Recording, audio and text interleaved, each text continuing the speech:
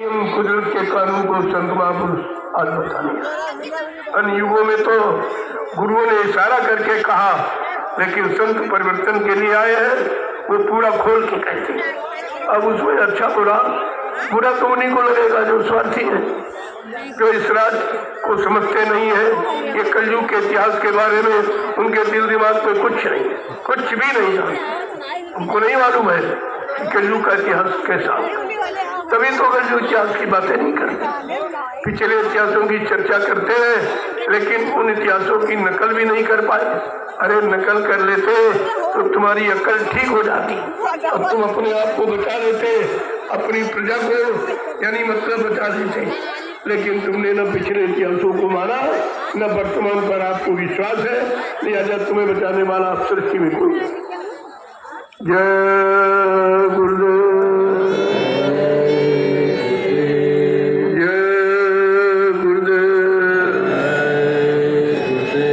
बड़ा अनोखा विलक्षण अद्वितीय पर्व है, जिस पर किसी को कोई विश्वास नहीं। पहले भी आपसे कहा गया, ऐसा परिवर्तन होगा जो मानव बुद्धि के परे है। न मानव सोच सकता है, न मानव समझ सकता है, न मानव विश्वासी कर सकता है। ऐसा अद्वितीय विलक्षण परिवर्तन की धरा पर कलयुग में होगा। अब कलयुग का इतिहास सर्वोपरि होगा। क्यों? ये खराब समय का। अच्छे समय में तो सभी लोग अच्छा जानते थे, लेकिन खराब में अच्छा बना दिया जाए, अच्छे का परिचय दिया जाए, सबको अच्छाई से अवगत करा दिया जाए, ये युग की परंपरा का महत्व प्रश्न है। आप उस पर विचार करें। ये ध्वजा, ये झंडा अधिकार का प्रतीक है। सबने अपने अपना अधिकार बताने के लिए झंडा लगाया था, चाहे सतयुग का हो, चाहे त्रेता, चाहे द्वापर का।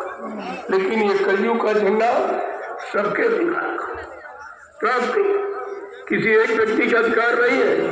उधर यानी प्रहलाद भक्त के इतिहास का झंडा, और उधर विभीषण के इतिहास का झंडा, और उधर कृष्ण की सहयोग का राम का झंडा, कृष्ण का झंडा।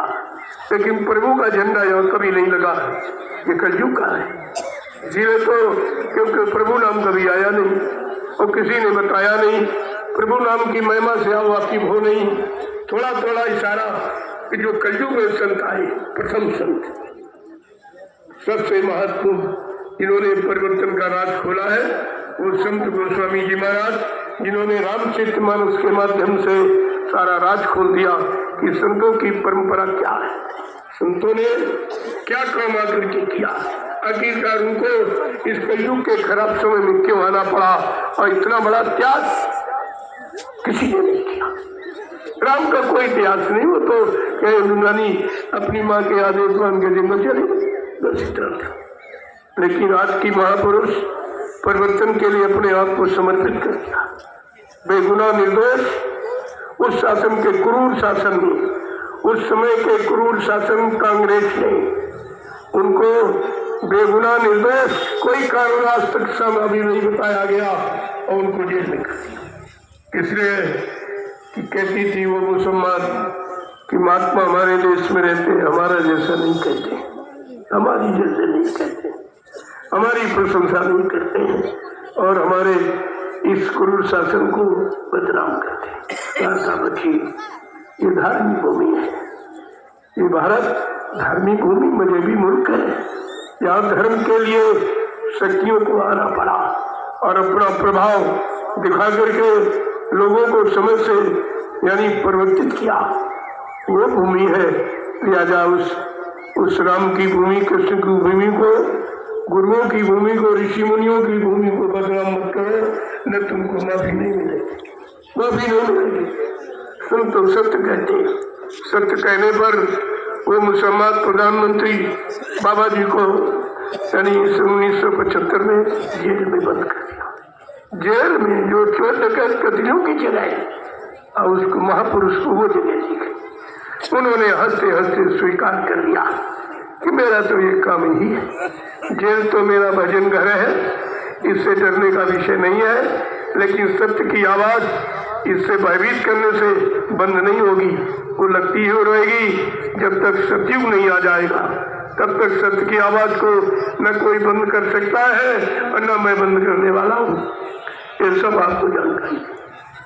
जब जेल में बंद कर दिया गया तब बाबा जी पर दबाव डाला, उस क्रूर शासन वो मुसलमान ने दबाव डाला कि आप अपने भक्तों से मेरा प्रचार करना चाहिए, मैं आपको एक हेलीकॉप्टर दूँ, बहुत सारा रुपया पैसा। लालच देखिए आप, वो क्या जाने ये क्या है, जिसकी सारी सृष्टि जिसकी मुट्ठी में है उसको तू लालच दे रही है।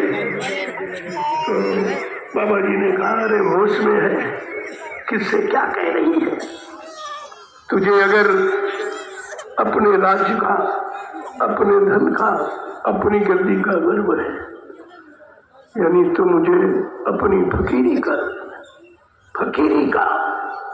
फकीरी कभी डरती नहीं, कभी झुकती नहीं, कभी इच्छाएं नहीं रखती है, वासनाएं नहीं